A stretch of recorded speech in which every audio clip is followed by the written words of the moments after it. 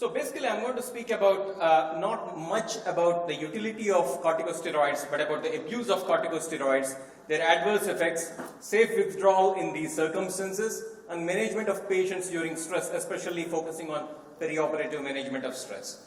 When Dr. Muthu and others asked me to speak about abuse of corticosteroids, I first looked at the definition of abuse, and I did find that it says that use something to bad effect or for a bad purpose, misuse, use or treat in such a way as to cause damage or harm.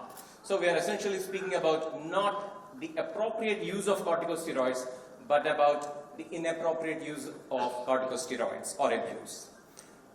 When we say steroids, we do have corticosteroids as well as anabolic steroids, but anabolic steroids or androgenic steroids are a topic for another day, and we can't complete it today. So I'm going to focus on glucocorticoids only. Why are glucocorticoids abused in the first instance? They're abused because people want immediate results out of desperation, mostly because of ignorance, sometimes by quacks, and also by patients as self-medication, not to forget the influence of the internet, friends and family members and relatives as well.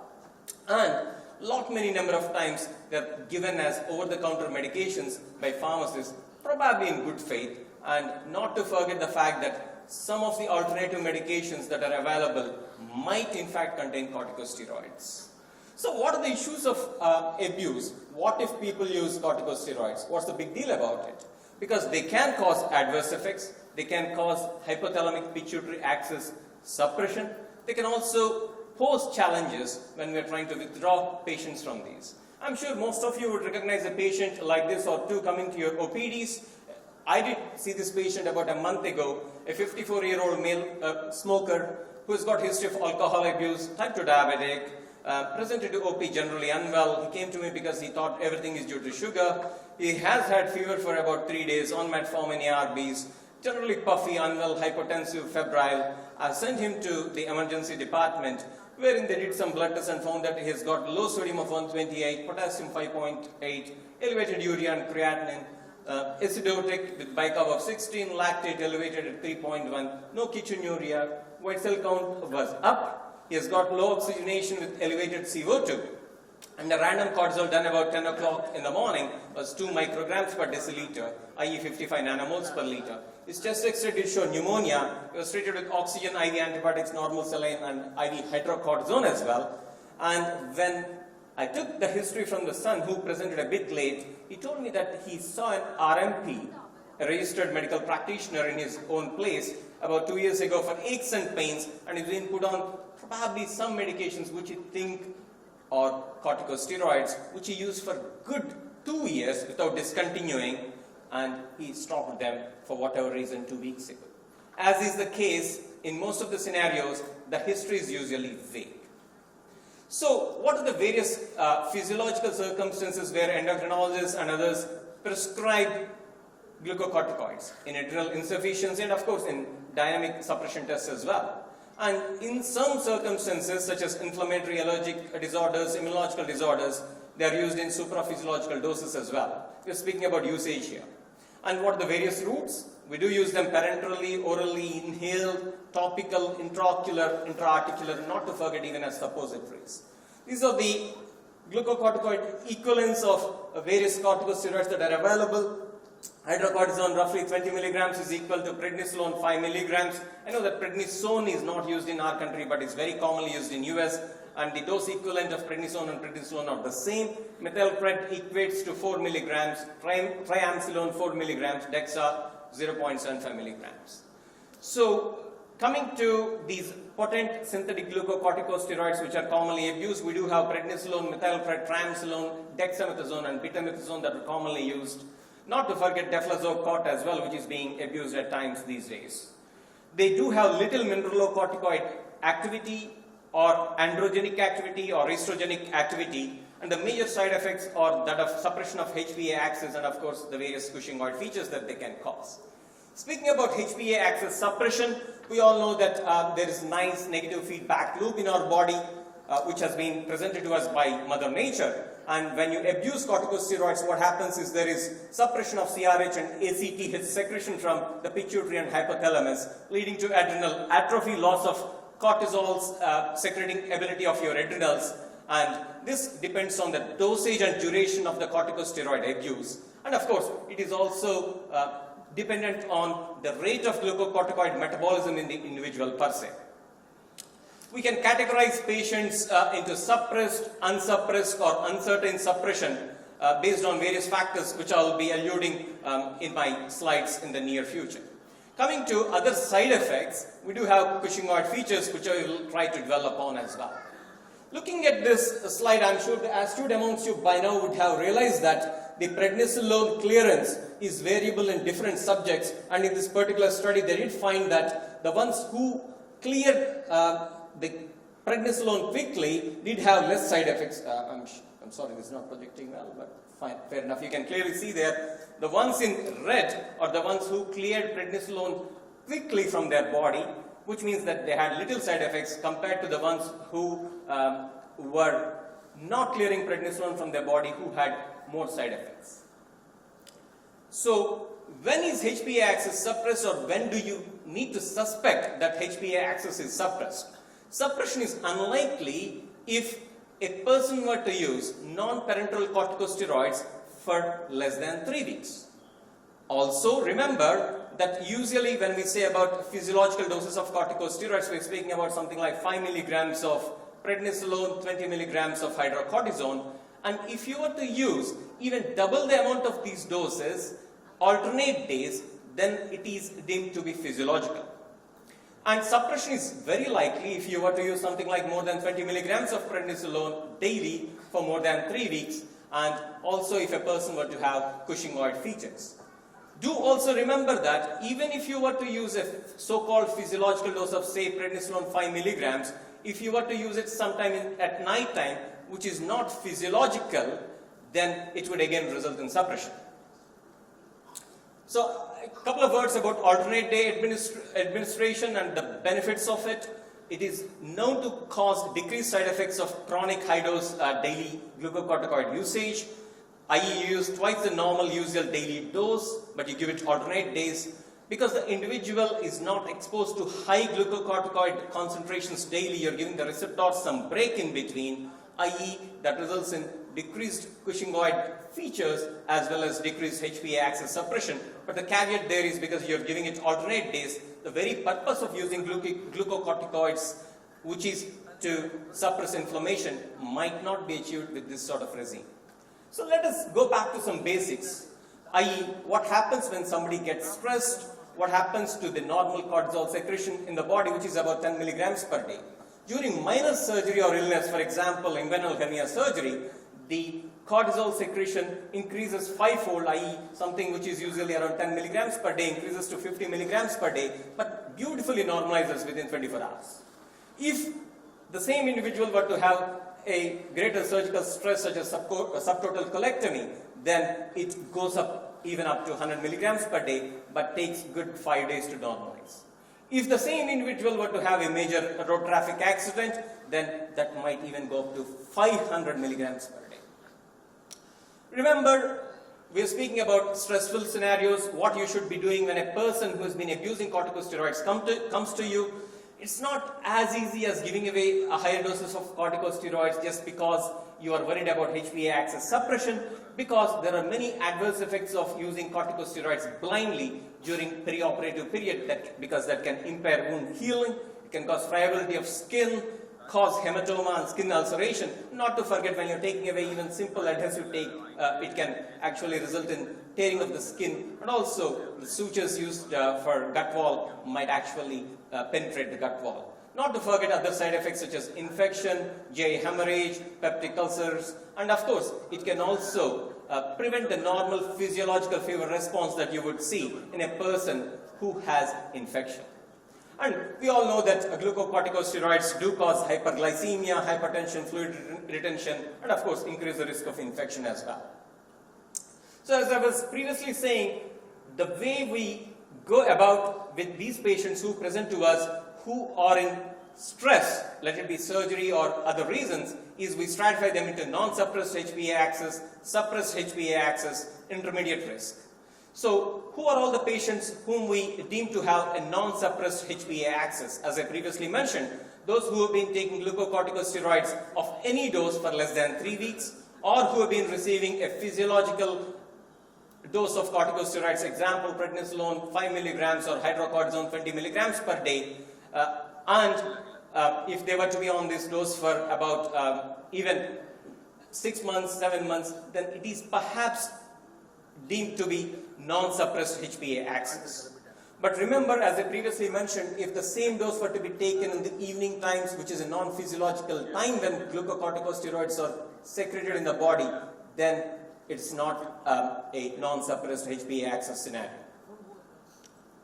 So what do you do for those patients who are non-suppressed? Just continue the same dose and you monitor for any hemodynamic instability. Don't give higher doses. We're moving on from non-suppressed cases to suppressed HPA axis cases, i.e. wherein patients have been taking in doses more than 20 milligrams per day of prednisolone for more than 3 weeks, or if they have any Cushingoid features, then they are deemed to be suppressed HPA axis patients. And in these patients, you need to give stress doses of corticosteroids during that period. So what are stress doses of corticosteroids? If it were to be a minor surgery such as inguinal hernia repair, just continue the usual morning dose, because it is a minor surgical procedure. The patient should be fine with it. You don't need to give any extra doses. Whereas if it were to be a moderate risk surgery such as total joint replacement, then you need to give a stat 50 milligrams pre-op of hydrocortisone, followed by 25 milligrams every 8 hours for a good couple of days at least, and taper it gradually. If it were to be a major stress such as bypass of the heart, then you will have to give 100 milligrams of IV hydrocortisone stat pre-induction, followed by at least 50 milligrams IV TID. Then we have all these cases which are gray. Unfortunately, life is not black and white. We do have a lot of gray areas, such as patients in whom we really don't know whether the axis is suppressed or unsuppressed. For instance, a person is taking 5 to 20 milligrams of prednisolone or its equivalent for more than 3 weeks, or even a physiological dose of 5 milligrams prednisolone but in the evening times. What do you do about these patients? These are the sort of patients wherein you need to evaluate the HPA axis, and the way to do it is you check early morning 8 a.m. cortisols, which is a very good screening method, because studies have clearly shown that this really correlates very well with insulin tolerance test, which is very difficult to do and probably not even safe. And this is perhaps when you need to involve your endocrine colleagues. So what do? They check early morning cortisol. We are all speaking about cases which are not emergencies, and you are planning a surgical procedure in a patient. If it were to be an emergency, obviously you don't do all this. You just go into erring on the side of caution, giving stress dose of steroids even in these cases. But if it were to be an elective planning for surgery, then this is what you do. You check 8 a.m. cortisol. If the 8 a.m. cortisol is less than 5 micrograms per deciliter, then it is deemed that this individual has impaired HPA axis, which means that the individual needs stress dosage of corticosteroids perioperatively. And if it were to be more than 10, you're pretty safe. You can just continue the same dose of corticosteroids even during the operative period. Then you always again tend to have even gray areas even within this cohort, and if it were to fall between 5 to 10 micrograms per deciliter, that is when these individuals need short synactin test, which is also called as ACTH stimulation test or co-syntropin test, wherein you give short synactin injection after checking a baseline cortisol, and you check for cortisol levels 30 minutes after. And if the value were to be more than 18 micrograms per deciliter at 30 minutes, then it is deemed that the person's axis is pretty safe. We can just continue the same dose of corticosteroids which the individual was taking, and you don't have to give any extra dose, i.e. stress doses perioperatively. Obviously, as I mentioned, if in doubt, if it is an emergency scenario, you don't do all this, give stress dosage, or at least involve your endocrine colleagues. What about inhaled glucocorticoids? Remember, many people assume that inhaled glucocorticoids are safe and that they don't cause HPA axis suppression. I'm not speaking about endocrinologists in the audience, I'm speaking about general physicians. But unfortunately, that is not the case, especially if it were to be children. Then you need to be very cautious, because even ordinary inhalers that you use in asthma, if they were to contain corticosteroids, if they're used for prolonged periods of time, can in fact cause HPA axis suppression, especially if doses were to be more than 800 micrograms per day, especially if the inhaler were to contain fluticasone, even in a dosage of 750 micrograms per day. So what are the various risk factors for HPA axis suppression with topical glucocorticoids? We're not speaking about inhaled steroids, we're speaking about topical glucocorticoids. Remember, most of our people use some or the other topical creams, but even these creams can induce HPA axis suppression, especially if you use class 1 or class 2 compounds, and if you use them for prolonged periods of time, especially on the face or genitalia, because the absorption is pretty big. And if you use any occlusion dressings on the areas wherein you are using these corticosteroids topically, then the absorption is higher, and that can result in HPA axis suppression. And it is worse so if the person has liver failure or young individual, or if the person has broken skin. So what are the indications when you need to check for HPA axis in people who have inhaled topical or intra-articular glucocorticoid usage/abuse? If the fluticasone dose in the inhaler is more than or equal to 750 micrograms per deciliter, and they've been using it for more than 3 weeks prior to surgery, or if you've been using a topical cream which has more than or equal to 2 grams per day of class 1 or class 3 compound, or if the individual received 3 or more shots of intra-articular or spinal glucocorticoid injections within the last 3 months prior to surgery, or if the individual appears Cushingoid to you, or if they exhibit any signs of adrenal insufficiency.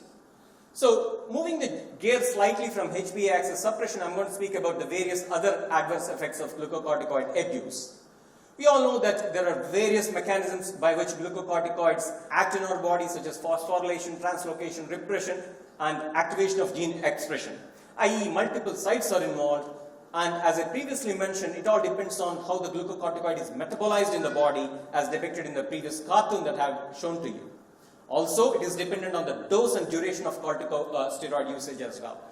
The astute amongst you might have noticed that the King Henry VIII has actually turned Cushingoid, not due to glucocorticoid abuse. I really don't know the cause.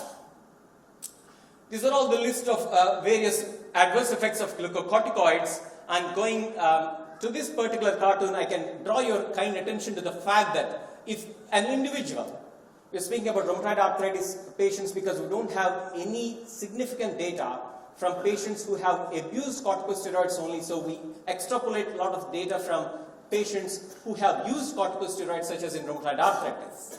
If a rheumatoid arthritis patients were to be using no prednisolone, then the chance of that individual were to develop a serious adverse effects such as fractures, serious infections, GI bleed, cataracts, etc. would be almost negligible by the year 20. But if the same individual were to be, say, using 10 to 15 milligrams of prednisolone, then the chance of that individual developing one or the other side effect that I mentioned is pretty high, and that individual would develop that within 5 years of usage of this. If you were to be using intermediately, that means a dose of, say, less than 5 milligrams, then the chance of developing one of these side effects is there, but it is lesser than the higher dose. I.e., what I'm trying to draw your attention to is that it is all dose dependent. So what happens to skin if you abuse corticosteroids? They can develop skin thinning, ecchymosis. Even at low doses, they can develop Cushingoid features depending on the dose and duration of usage. What happens to the eye? I don't have to tell you all that corticosteroids do cause cataracts, especially subcapsular cataracts, and even drops can cause glaucoma, as is the case with chronic systemic or even acute systemic glucocorticoid abuse. I would draw to your attention that central serous chorioretinopathy is a very serious complication of glucocorticoid usage, although it is very rare, and the only treatment for this is to stop the glucocorticoids. Coming to cardiovascular effects, we know that they are dose-dependent side effects. They can cause hypertension, increased rate of MI, stroke, heart failure, so on and so forth. Remember the fact that if anybody were to be getting sudden cardiac death, it is usually due to arrhythmias, and pulse corticosteroid usage is known to cause this by means of decreasing potassium. Possible hyperlipidemia has been discussed, but it is debatable. And coming to GI side effects, the risk of having peptic ulcer disease or upper GI bleeds from glucocorticoid abuse is pretty high. The risk is increased by about 4 times. And if the same individual were to be abusing NSAIDs as well, the risk becomes 8-fold increased. And visceral perforation, especially because the symptoms that the individual usually has, such as fever, would be masked because of glucocorticoids. One need to be vigilant for this as well. I'm skipping this slide, but those amongst you who have seen patients with corticosteroid abuse might have noticed that osteoporosis and osteonecrosis are pretty common in patients who abuse corticosteroids. Dr. Ravi, your time is up. Right. Acute psychosis is one common problem seen with glucocorticoid abuse, and the only treatment for this is to discontinue corticosteroids, unfortunately. I won't dwell on immune and hematological systems in view of lack of time. We all know about growth suppression as well, which is seen in young individuals, even with inhaled glucocorticoids. How do you, can I take 30 seconds or 1 minute? Oh, yeah, okay. Planning glucocorticoid withdrawal. How do you plan withdrawing patients of their glucocorticoids? Because this is a key area. If a person were to have steroid-induced acute psychosis or herpes virus-induced corneal ulceration, you don't have time. You have to stop corticosteroids as soon as possible. Involve your endocrinologist. Don't play around. These are all the sick day rules that you can find in Edison's disease website, which tell you how to double the dose of corticosteroids, or which let your patients enable themselves to double the dose of corticosteroids while you are trying to taper down their corticosteroids. So again, these patients can be withdrawn from their corticosteroids if you stratify them into 3 different categories. HbA suppression unlikely, the same criteria that I mentioned to you. In these patients, you need to be very cautious in tapering down the glucocorticoid doses. And in those who have glucocorticoid suppression to be very unlikely, then you are safe to stop their corticosteroids abruptly, i.e. less than 3 weeks of corticosteroid usage and in physiological doses. And again, the gray area of HbA suppression, uncertain or indeterminate cases do exist. In these cases, again, you have to be very gradual. And there are many barriers to glucocorticoid withdrawal because patients can be symptomatic, they might have psychological dependence, and last but not the least, symptoms of apparent adrenal insufficiency despite normal HbA function. These are the very general principles. You tend to decrease corticosteroids by about 5 to 10 milligrams per day every 1 to 2 weeks if they are using more than 40 milligrams of prednisolone daily. But when you come to about 20-30 milligrams, you tend to be a bit slow, and you decrease by only 2.5 to 5 milligrams per day, only every 2 to 3 weeks. And when you come to the magic number of 5 milligrams, that's when you end up this hurdle. You need to involve your endocrinologist, at least at this stage. You check for an 8 AM cortisol by stopping prednisolone the previous day, or if you were to swap this person to hydrocortisone, the previous lunchtime dose and dinner dose, and do a 8 to 9 AM cortisol. Again, the magic numbers that I told to you earlier during the perioperative period can be used here as well. i.e. 8 AM cortisol less than 5, you're fine. You're not fine, you can't stop the corticosteroids, you have to reevaluate after a certain time. If the cortisol is more than 10, then you're safe, you can stop the glucocorticoids at that stage. If it is 5 to 10, again, you may have to evaluate using a Schwarzenegger test. I think, Dr. Ravi, we can... I think we're done with this. And so, ladies and gentlemen, to summarize, glucocorticoid abuse is common for a variety of reasons. You need to identify early to prevent complications.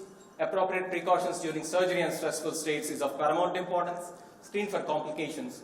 Careful withdrawal is the key in order to prevent adrenal insufficiency and crisis. And of course, last but not the least, education, counseling of general public, and of course, all stakeholders as well, including pharmacists and alternative medicine practitioners regarding judicious usage of corticosteroids is of paramount usage. Thank you very much for your patient work.